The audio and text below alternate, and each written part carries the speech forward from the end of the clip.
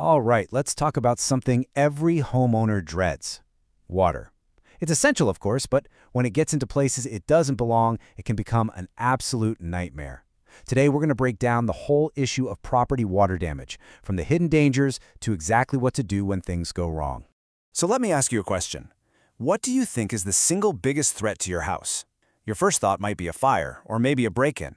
And yeah, those are definitely serious. But the most common, and often most expensive problem is actually something a lot quieter. Yep, it's water. It's kind of like this silent intruder that can absolutely wreak havoc on your home.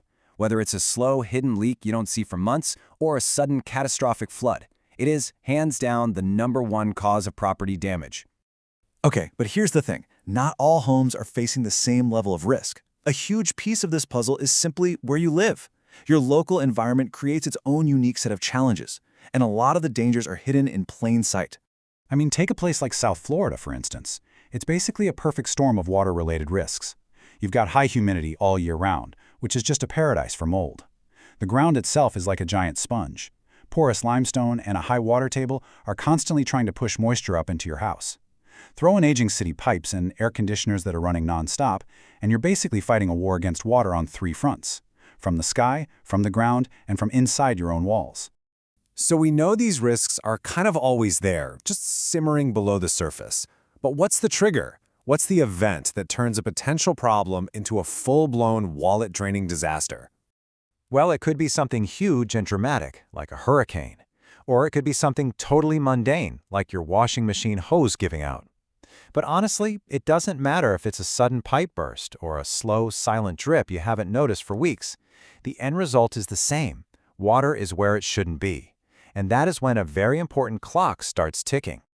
Okay, this number right here is the one you need to burn into your memory. 24 to 48 hours. That's it. That is the critical window you have before a simple water problem can explode into a serious mold infestation. And if you live in a humid climate, that clock is ticking even faster. When it comes to water damage, speed isn't just a good idea. It is absolutely everything. So let's imagine the worst has happened. You're standing there in a puddle of water, your heart's pounding, you have no idea what to do first. It feels like total chaos. But there is a proven professional process for this. There's a method to the madness. Let's walk through that roadmap. First off, you're going to hear 2 key terms: mitigation and restoration. They're related, but they're not the same thing. Think of it like this. Mitigation is the emergency first aid. It's the first responders showing up to stop the bleeding, getting the water out and preventing things from getting worse. Restoration, on the other hand, is the rebuilding phase. That's the team that comes in later to repair and replace everything to get your home back to normal. Both are crucial, but they're 2 distinct stages. The whole thing really happens in 3 phases. The first is that emergency response and water extraction. Just get the water out fast. The second, and this is a big one, is the structural drying and monitoring. And the third and final phase is the reconstruction and restoration, which is putting all the pieces back together. Now that second phase, the drying part, that's where the real science comes in. And believe me, it is so much more than just pointing a few household fans at a wet spot. This is the part that really separates the true professionals from the amateurs. You see, the pros don't just guess. They follow a literal playbook called the IICRC S500 standard. You can think of it as the industry Bible for water restoration. It's a super detailed, scientific framework that tells them exactly how to dry different materials, what equipment to use, everything. It's the gold standard that ensures the job is done right. And this is exactly why that science is so critical. Water is sneaky. What you see on the surface is just the beginning. It soaks into drywall, it gets under your flooring, it seeps into the wood frame of your house. If you only dry the surface, you're leaving behind a ticking time bomb of rot and mold inside your walls. So how long does this professional drying process actually take? Probably longer than you think. We're talking days, not hours.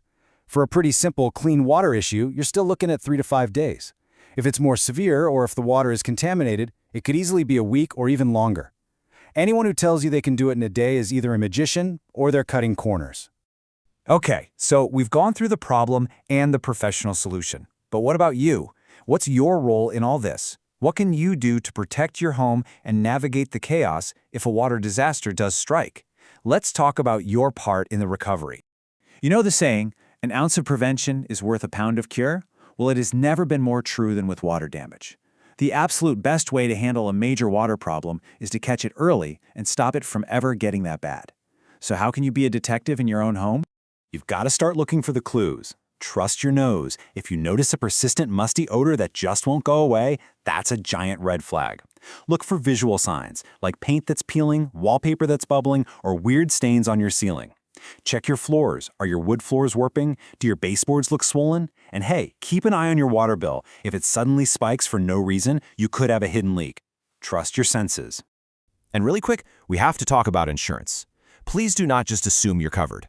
A standard homeowner's policy will typically cover sudden and accidental things, like a pipe that bursts.